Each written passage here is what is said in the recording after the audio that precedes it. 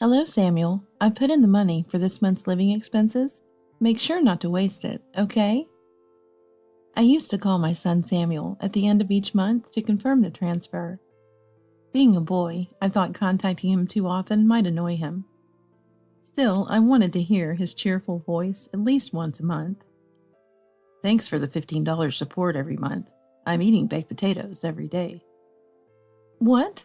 I transfer $1,500 a month to you every month. Huh? We both tilted our heads at each other's words. According to my bank book, I had transferred the usual $1,500 to Samuel's account. Yet why did Samuel think it was only 1/100th of that amount? $15 can't do much, can it? But Mom, your company's having a tough time, right? What are you talking about? This year's performance has been the best ever. I'm even thinking about increasing the support money.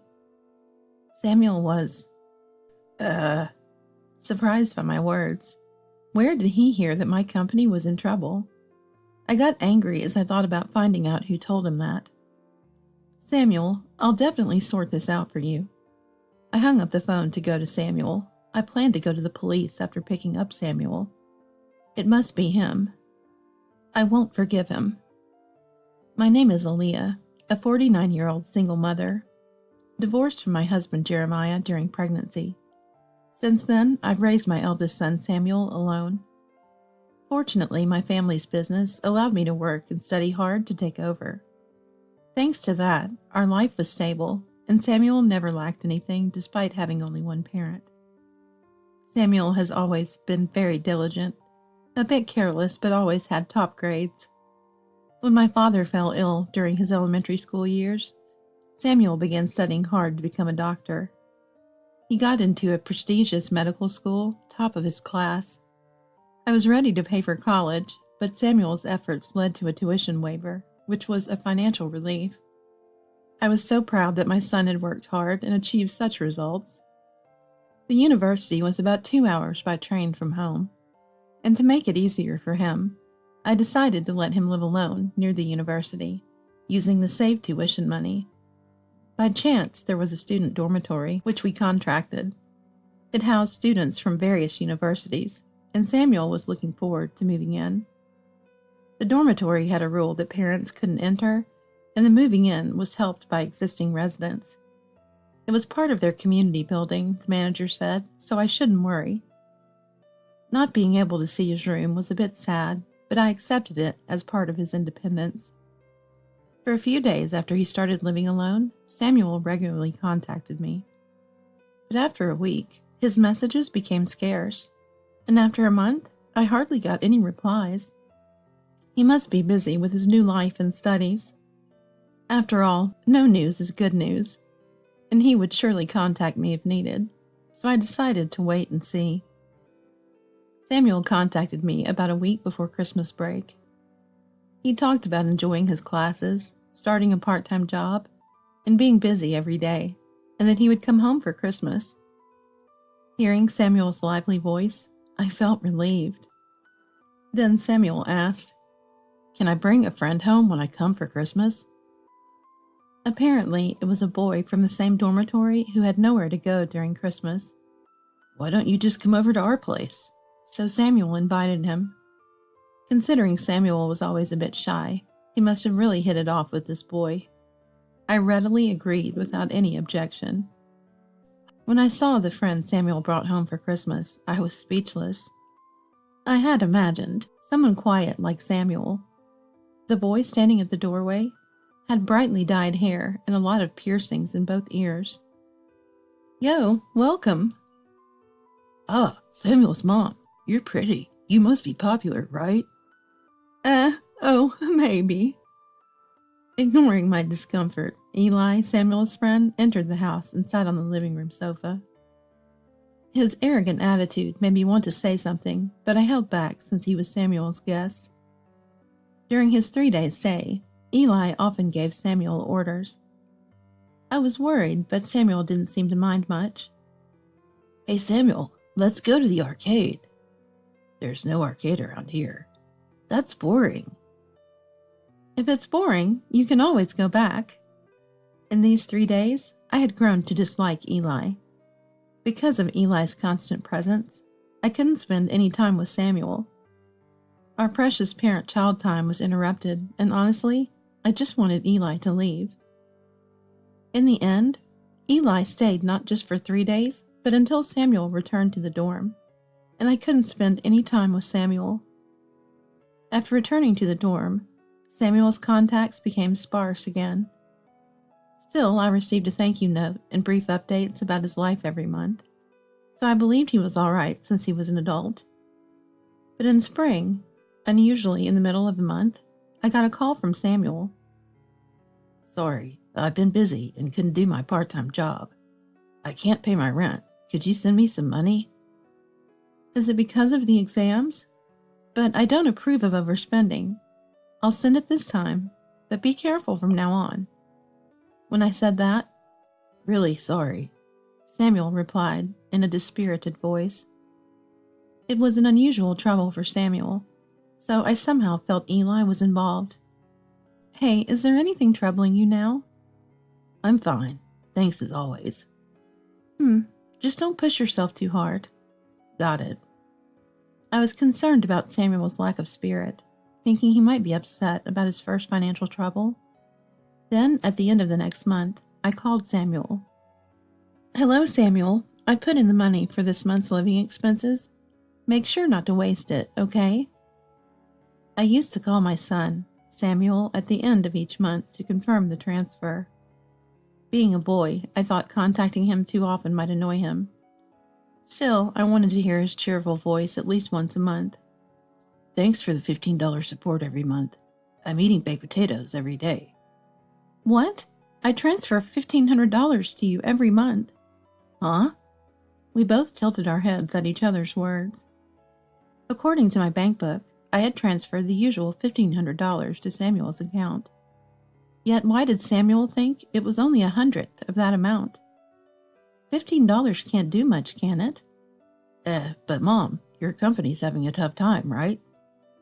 What are you talking about? This year's performance has been the best ever. I'm even thinking about increasing the support money. Samuel was by my words. Surprised. Where did he hear that my company was in trouble? I got angry as I thought about finding out who told him that. Samuel, I'll definitely sort this out for you. I hung up the phone to go to Samuel. I planned to go to the police after picking up Samuel. It must be him. I won't forgive him. I took a taxi from the nearest station and stopped near the dormitory. Then I called Samuel and secretly asked him to come out. Make sure no one sees you. Why? Just do it. Samuel seemed unconvinced, but still kept his promise and snuck out of the dorm. As he turned the corner and approached the car, I almost screamed. Mom, it's been a while. Samuel, what happened to you? Your body? He was supposed to be healthy at Christmas, but now in front of me stood Samuel, reduced to just skin and bones. What on earth happened? I hesitantly asked Samuel. Samuel, you've lost so much weight. What happened? At first, Samuel said, It's nothing. But gradually he started telling me about his situation. Mom, after coming back from the break, you sent me a new bank book, right? Since then, the support's been $15, hasn't it? It was tough, but Eli said you were closing the company when I visited, so I thought you were struggling. I was shocked to hear that. I had no memory of talking about such a thing when Samuel was home. My company had its best performance this year. There's no plan to close it. And there was something else in Samuel's story that bothered me. Hey, what new account? Huh? That's right. I hadn't opened a new account since Samuel was born, and I've been depositing $1,500 into the same account every month. I had a bad feeling. Samuel, let's go to the police. Police? Why? The money I've been sending you might have been stolen. When I said that, No way. Samuel's eyes widened in disbelief. But then he seemed to have an idea. Could it be? I guess Samuel's suspicion was probably right. The thought of what Samuel was going through pained me, but whoever did this to him had to be held accountable. Driver, please take us to the nearest police station. The taxi started moving at my request. The driver, having overheard our conversation, kindly took us to the largest police station in the city. When we arrived, I entered the police station supporting Samuel. Samuel, who used to be in sports teams and was always careful with his diet, now seemed lighter than me. I felt tears welling up as I walked with him. At the police station, a young male officer attended to us, listened to both our stories, and first offered words of comfort. You've done well to cope with such a tough situation. Hearing this, Samuel burst into tears.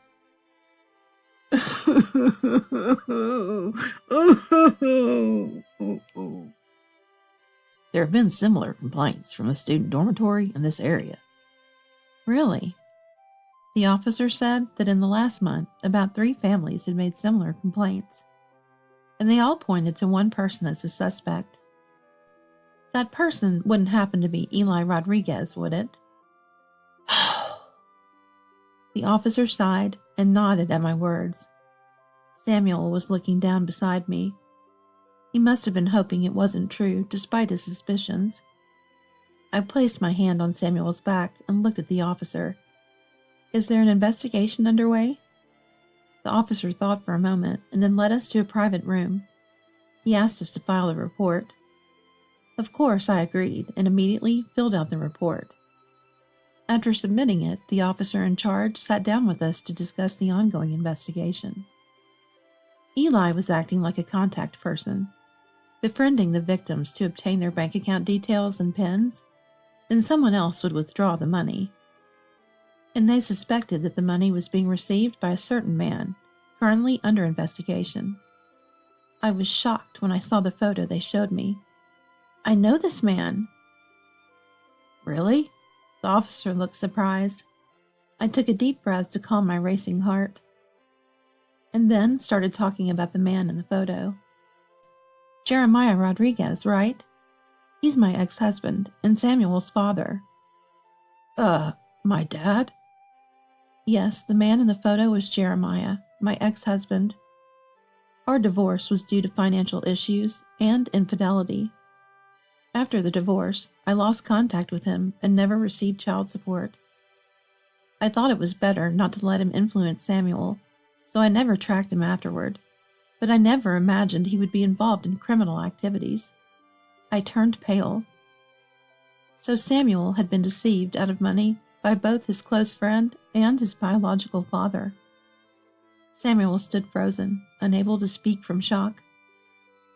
We've also established that Jeremiah Rodriguez and Eli are father and son. What? Eli had said he was Samuel's age when we met.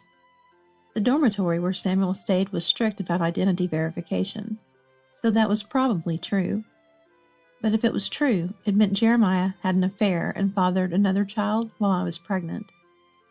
Even though I no longer had feelings for Jeremiah, the revelation was a shock. Eli and I are brothers? Samuel seemed overwhelmed by the shocking truth. I was speechless at the unexpected truth. Sorry, we need a bit of your cooperation. It's fine. I'll do anything to catch those two. Samuel nodded in agreement, albeit faintly. Following the police's instructions, we decided to act accordingly. I secretly returned Samuel to the dormitory, and I stayed in a nearby economy hotel. The next day, I waited for the right moment when Eli was around and called. Hello, Samuel. How are you? Samuel, claiming to be washing dishes, deliberately put the phone on speaker. I realized Eli must be nearby. I got some extra income, so I'll deposit it into your account. Use it wisely. Got it, thanks. Samuel ended the call. I stopped the IC recorder I had with me. Then I transferred $10,000 into an account in Samuel's name. The next morning, Samuel checked his internet banking and sent the evidence to the police. After a stop, I went to the dormitory with the police. We explained the situation to the dorm manager, who immediately led us to Eli's room. Pressing the doorbell, we heard loud footsteps approaching. Hey, who's there? Oh, what? Eli opened the door abruptly and froze. Seeing me and the police officer, he was baffled as to why we were there in a restricted area. Eli seemed truly clueless. I smiled at the confused Eli. Long time no see, Eli. I'm Samuel's mother. Samuel's mom here for me? And with the police? Eli glanced at Samuel beside me and seemed to realize why we were there. We have a warrant, and we'll be conducting a search now. Got to go out. So sorry. Some other time. Eli tried to close the door quickly in response, but the police didn't allow it. The two officers forced the door open, and the search began, almost immediately. Found it, we heard. Eli's shoulders slumped in resignation. Samuel and I entered the room. Multiple bank books and cards were laid out on the table, each with different names. Seeing this made my head ache. The police, with practiced efficiency, arranged them by name and took photos.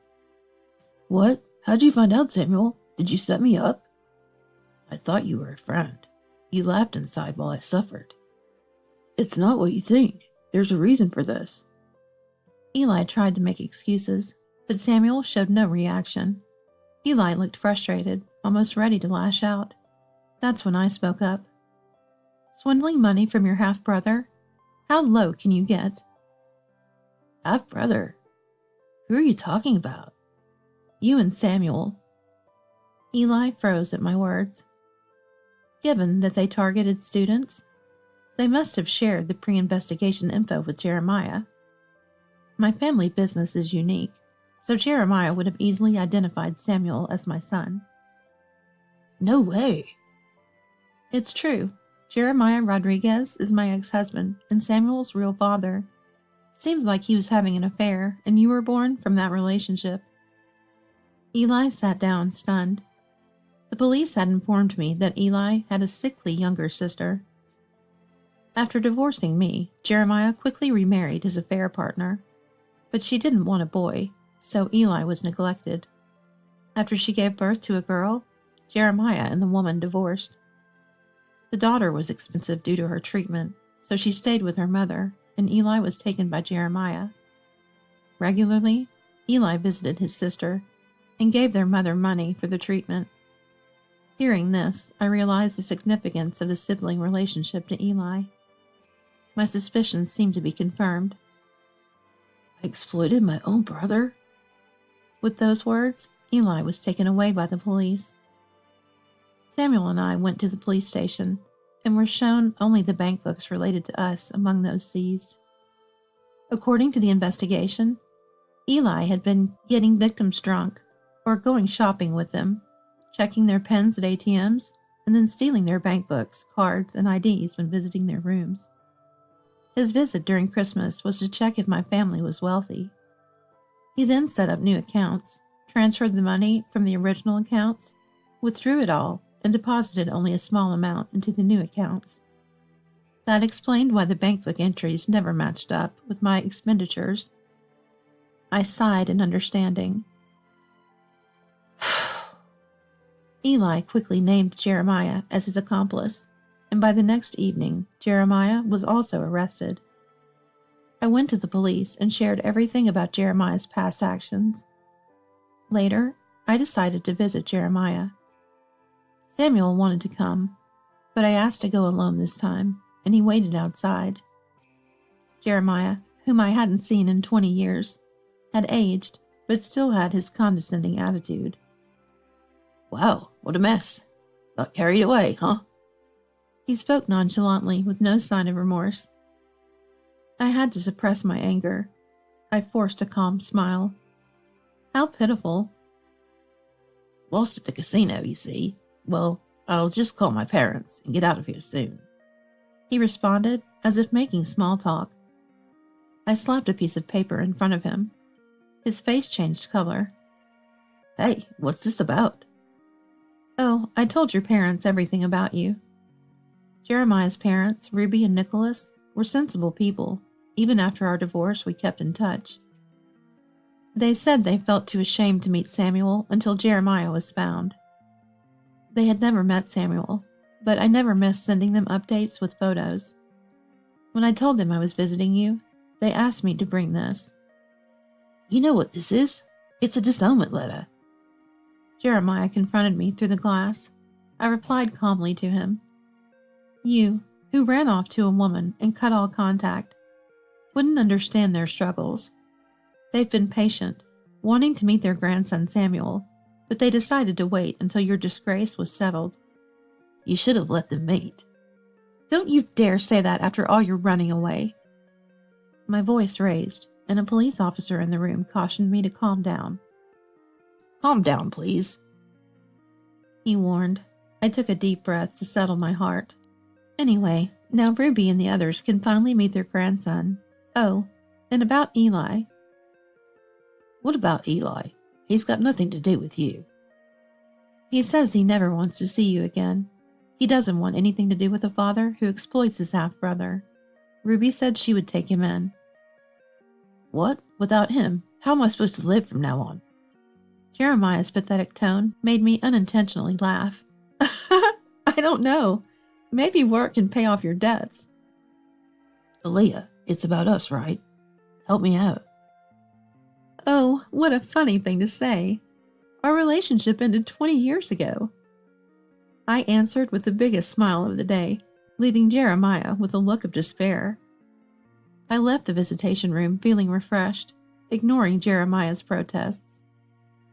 After that, several other crimes committed by Jeremiah came to light, and he received a prison sentence. He's not expected to be released for at least 5 years, giving us some peace of mind. Eli, having acted under orders, received probation. He's now being strictly re-educated under the care of my former in-laws, in a remote, entertainment-free location, which seems to be tough on him. Eli had been gathering money for his sister's complicated surgery. However, Jeremiah had squandered that money. Despite his desire for entertainment, Eli is repeatedly admonished by my former in-laws. Samuel, initially confused, focused on his studies to become a doctor, successfully earning his credits and nearing the time to apply for a specialized graduate program. As for me, my company grew even more, enabling me to increase my support for Samuel. I was unexpectedly proposed to by someone who has been supporting me in the company. I'm currently keeping the proposal on hold. The person has been close to Samuel since he was a child, and it was Samuel who suggested accepting the proposal. Rather than dating, why not just get married? Samuel suggested, impressing me with his understanding of my character. You know my personality well. I was a little impressed. However, with Samuel's upcoming internships and exams, expenses will increase. For now, I'm focusing on supporting Samuel's journey to becoming a doctor. Then, I'll think about my own future.